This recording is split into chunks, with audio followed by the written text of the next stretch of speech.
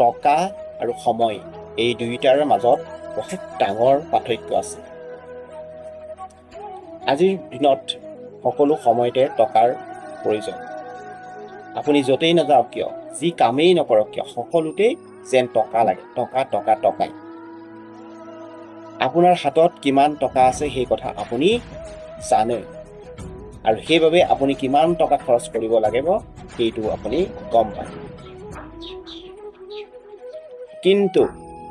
কিন্তু সময়, আপোনাৰ হাতত আৰু কিমান সময় আছে সেই কথা আপুনি কিন্তু কেতিয়াও নাজানে।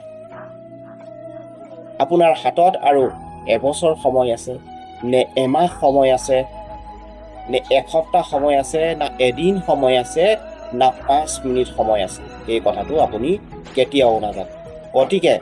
গতিকে সুন্দৰভাৱে জীৱনটো উপভোগ কৰিবলৈ শিকক।